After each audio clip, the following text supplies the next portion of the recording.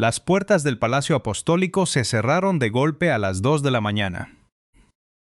El eco de ese impacto de madera maciza contra el marco de piedra resonó por los pasillos vacíos de la curia, marcando el colapso definitivo de una carrera que se había prolongado durante más de 3 décadas. En el interior del despacho, bajo la luz tenue de los aposentos pontificios, un cardenal que había servido a Roma con impecable distinción escuchó 3 palabras que destruyeron su posición de manera inmediata. «Estás acabado». Al amanecer, el rastro del cardenal Domenico Rossetti comenzaría a ser borrado sistemáticamente de los registros oficiales del Vaticano, sin que nadie dentro de aquellos muros moviese un solo dedo para evitarlo. Detrás de esta destitución fulminante se esconde un choque conceptual absoluto entre la fachada oficial de la institución y la cruda realidad de sus finanzas subterráneas. El conflicto comenzó a gestarse la noche del 1 de julio de 2026. A las 11 de la noche, una llamada telefónica alteró el curso de las cosas. No se dirigía a las oficinas de la Secretaría de Estado ni a la residencia papal, sino al teléfono personal de Giuliana Faro, una experimentada periodista de investigación en Milán que llevaba una década rastreando los movimientos financieros del Vaticano. Al otro lado de la línea, la voz temblorosa de un funcionario de rango medio de la Administración del Patrimonio de la Sede Apostólica reveló un secreto insostenible. Mientras digitalizaba antiguos registros de transacciones bajo las nuevas directivas de transparencia de León XIV, el empleado descubrió un patrón sistemático de irregularidades. 17 transferencias bancarias realizadas a lo largo de 4 años, sumando un total de más de 11 millones de euros. Todas estas operaciones estaban vinculadas a una sociedad de papel registrada en Luxemburgo bajo el nombre de Greystone Holdings, y todas compartían el mismo código de autorización interna, el del mismísimo cardenal Domenico Rossetti, prefecto del Dicasterio para la Economía. Los fondos no se habían diluido en la burocracia, sino que se habían canalizado hacia un portafolio inmobiliario privado en el sur de Francia, compuesto por apartamentos de lujo, un viñedo cerca de Aix-en-Provence y una villa con vistas al mar Mediterráneo. El denunciante confesó haber intentado reportar el hallazgo a través del nuevo sistema de cumplimiento interno implementado por el Papa, pero el informe fue interceptado y eliminado del servidor por la mano derecha de Rossetti, Monseñor Franco Bellucci. Ante el temor de que la información desapareciera de forma definitiva, el funcionario solicitó a la periodista un encuentro físico a la mañana siguiente para entregarle una copia en papel en un café cercano a la Piazza Navona. Sin embargo, el orden establecido ya había comenzado a reaccionar de manera invisible. Las nuevas herramientas de la Autoridad de Supervisión e Información Financiera, firmadas por el Papa apenas 48 horas antes, detectaron la llamada saliente de la línea vaticana al número de la reportera. A las 6 de la mañana del 2 de julio, el arzobispo Matteo Contrini, director del área de cumplimiento, recibió la alerta y notificó de inmediato a León XIV, el pontífice antes conocido como Robert Francis Prevost. Un hombre habituado a la disciplina del despertar temprano desde sus años de formación en Chicago. A las 9 de la mañana del 2 de julio, el estudio privado del Papa albergó una tensa reunión de 4 personas: León XIV, el arzobispo Contrini, el cardenal secretario de Estado Pietro Parolin y la hermana Alessandra Smerilli, prefecta del Dicasterio para el Desarrollo Humano Integral. Parolin abogó por la extrema cautela, advirtiendo que actuar contra un pilar de la curia como Rossetti desataría una tormenta política capaz de descarrilar todas las reformas financieras.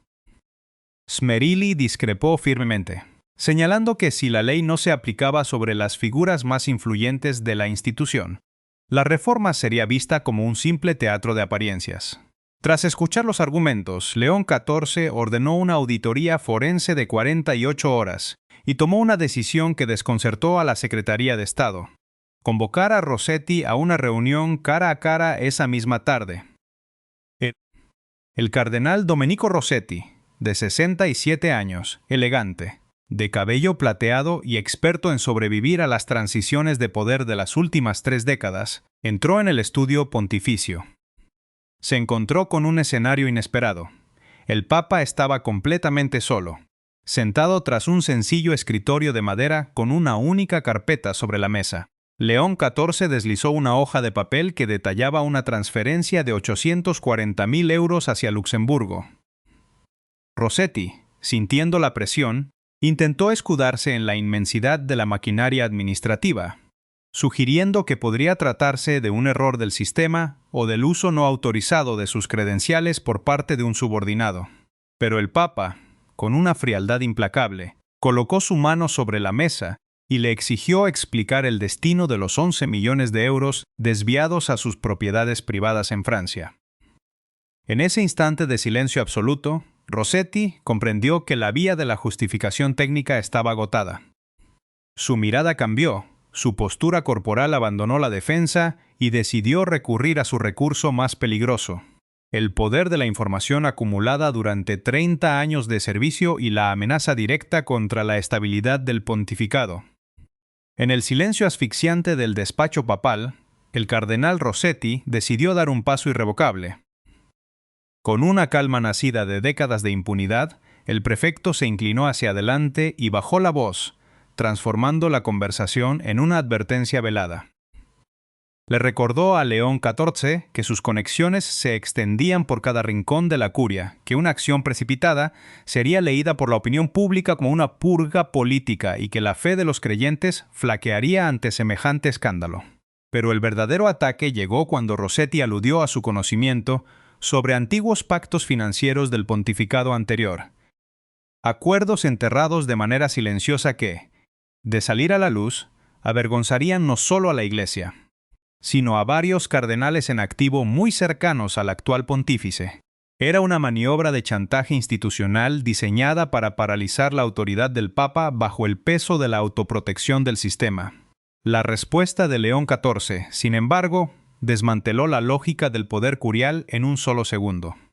El Papa no parpadeó, no alteró su tono de voz, ni buscó refugio en un gesto defensivo. Miró directamente a los ojos del cardenal y pronunció 6 palabras que marcarían un antes y un después en la historia moderna de la sede apostólica. Esta iglesia no será chantajeada. Poniéndose de pie, el pontífice se dirigió hacia la ventana y, de espaldas a su interlocutor, dictó un veredicto inapelable. Rossetti quedaba relevado con efecto inmediato de todas sus funciones como prefecto del Dicasterio para la Economía. Se le revocaba el acceso a todos los sistemas, archivos y oficinas de la Ciudad del Vaticano, y se le otorgaba un plazo improrrogable hasta la medianoche del día siguiente para desalojar su residencia oficial dentro de los muros pontificios. Además, se le prohibía el ingreso a cualquier territorio bajo jurisdicción de la Santa Sede y se le ordenaba cooperar plenamente con la auditoría en curso. Bajo la advertencia de trasladar el caso a la justicia civil de Italia y Luxemburgo, si ofrecía resistencia, el rostro de Rossetti perdió todo rastro de color. El cardenal intentó articular una respuesta, pero el Papa, dándose la vuelta, interrumpió cualquier intento de réplica con una última sentencia. Tuviste 30 años para servir a esta iglesia con integridad. Elegiste lo contrario, y esa elección tiene consecuencias. Con las manos trémulas, Rossetti se limitó a ajustar el anillo cardenalicio que portaba con orgullo desde hacía 3 años y caminó hacia la salida. Justo antes de cruzar el umbral, lanzó una última advertencia, asegurando que el Papa se arrepentiría de fracturar la institución desde dentro. Sin volverse, la respuesta papal clausuró la discusión.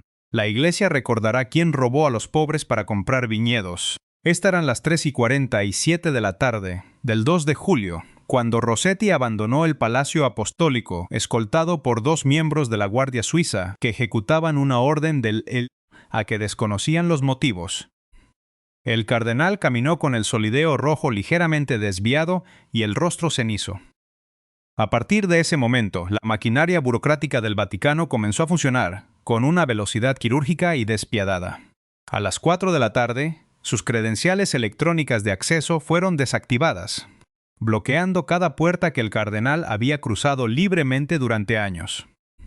Su correo oficial y sus canales de mensajería interna fueron clausurados, disolviendo su huella digital en tiempo real, a las 4:30 p.m.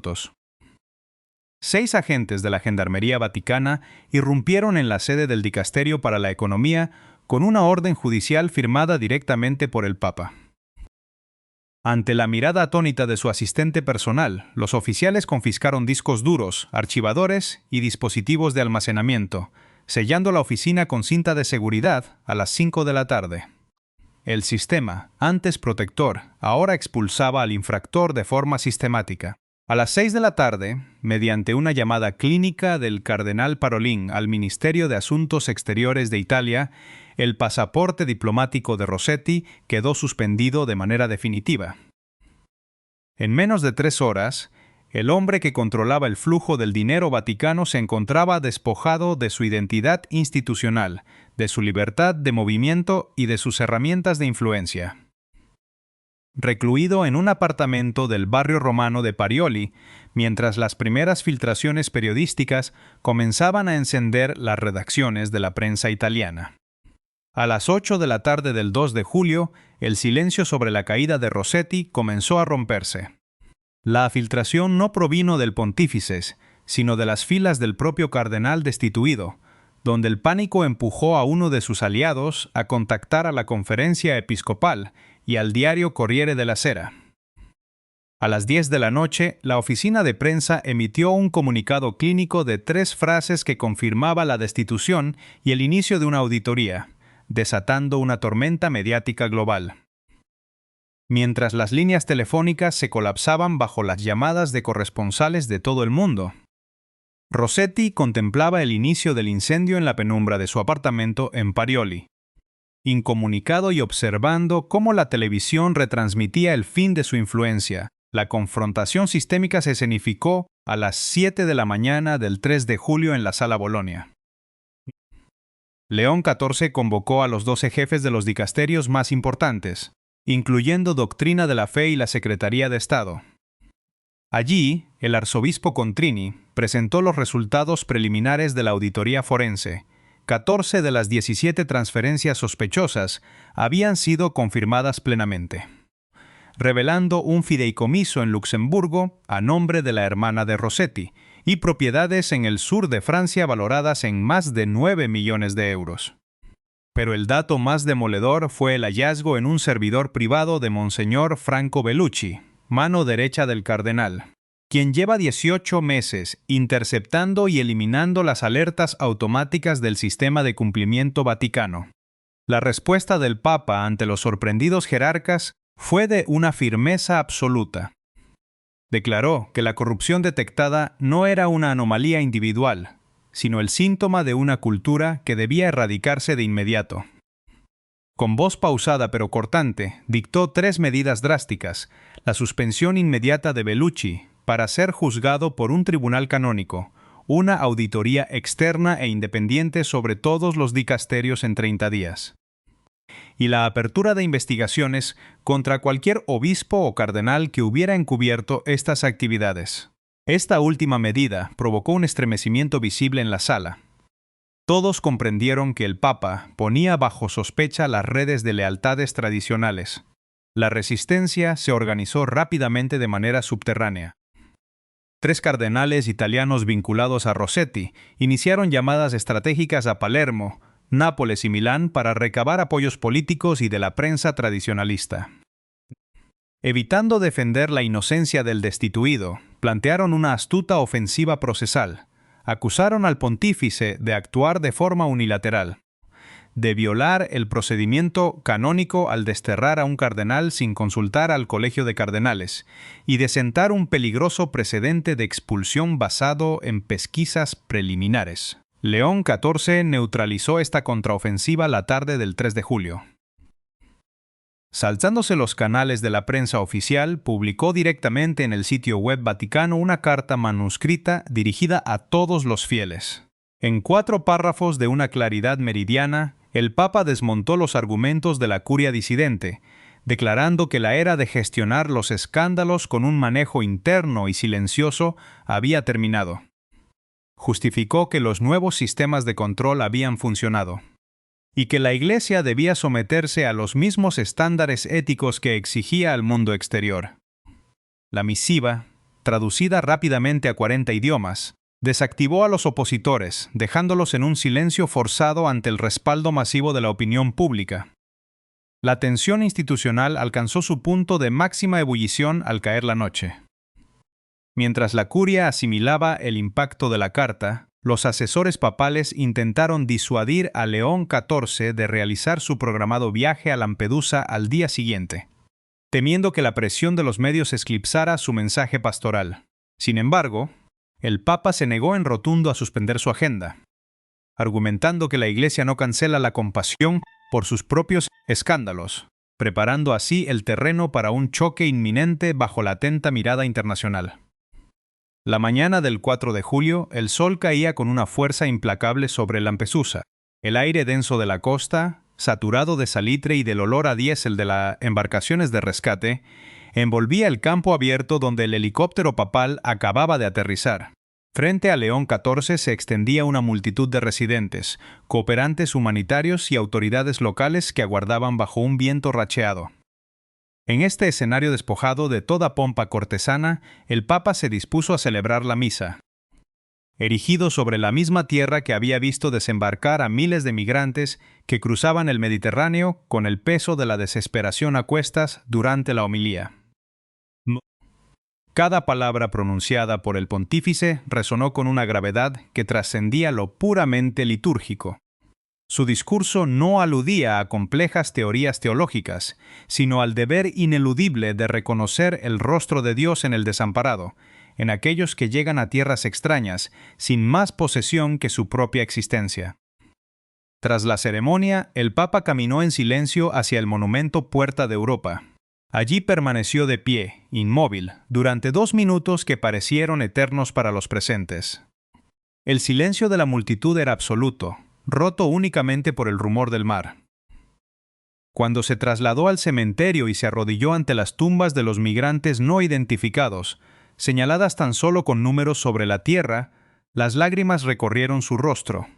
La escena poseía una densidad psicológica demoledora. Ninguno de los asistentes necesitó que el Papa mencionara el nombre de Rossetti o el desvío de los fondos del dicasterio para la economía. La confrontación de realidades era brutal y absolutamente deliberada. El hombre que portaba la infalibilidad papal, habiendo expulsado apenas unas horas antes a uno de los cardenales más influyentes por apropiarse de 11 millones de euros, se arrodillaba ahora ante el polvo de quienes habían muerto sin absolutamente nada. En ese instante, las estructuras rígidas y la retórica de autoconservación del Vaticano quedaron desprovistas de valor frente a la desgarradora verdad de la vulnerabilidad humana.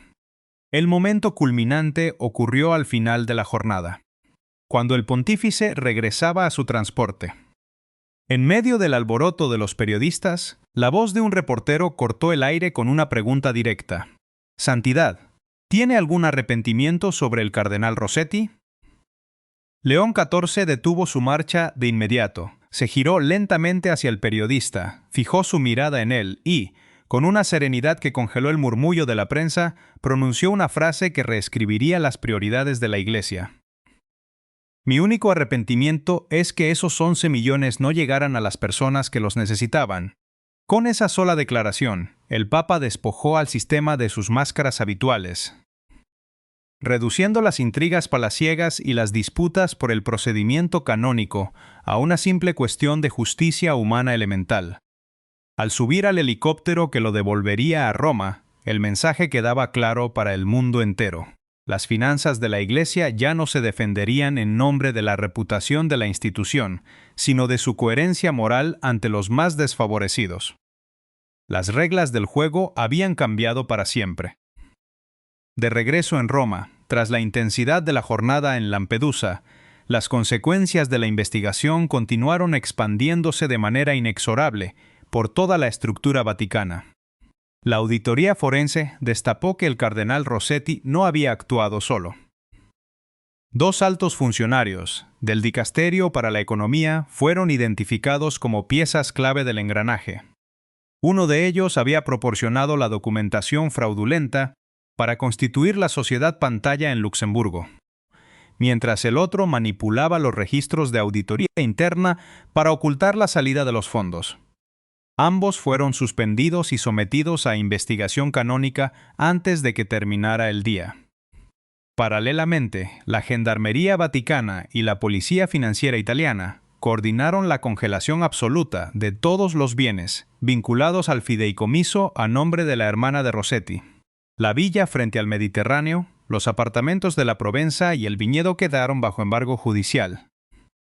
Cuando el equipo legal del cardenal intentó apelar la medida ante los tribunales italianos el 5 de julio, la moción fue rechazada de manera fulminante en menos de 24 horas. Aludiendo a la gravedad de las pruebas y a la estrecha cooperación internacional, el hombre que poco antes manejaba los hilos del capital de la sede apostólica quedó recluido en su apartamento de Parioli, completamente solo. Incomunicado y sin acceso a un solo euro de la fortuna acumulada de forma ilícita con dinero destinado a los desfavorecidos. Mientras tanto, en la realidad cotidiana de las oficinas vaticanas, la transformación de las dinámicas de poder se hacía tangible. El funcionario de rango medio, que había arriesgado su posición al filtrar los documentos a la periodista Giuliana Faro, fue trasladado en secreto a un puesto protegido dentro de la administración. Su identidad se mantuvo a resguardo del escrutinio público bajo la instrucción directa y personal de León XIV al arzobispo Contrini. Protéjanlo. Hizo lo que se suponía que nuestro sistema debía hacer.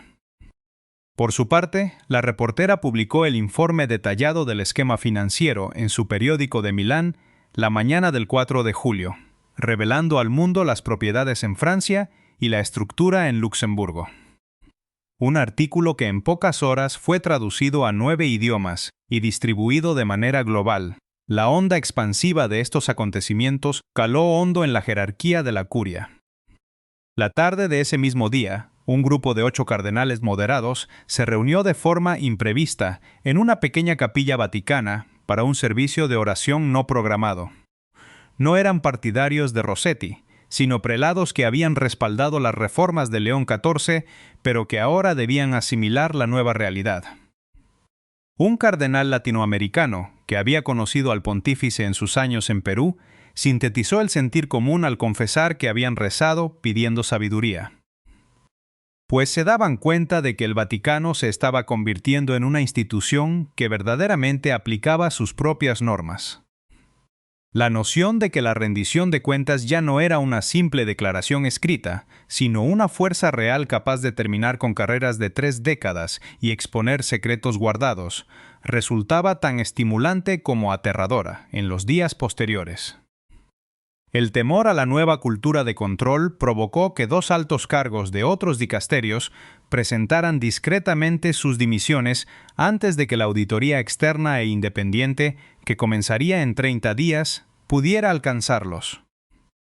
Prefirieron retirarse antes de ser expuestos, y en el centro de este sismo institucional, León XIV regresó a su inquebrantable rutina diaria. Oración a las 4:30 de la mañana.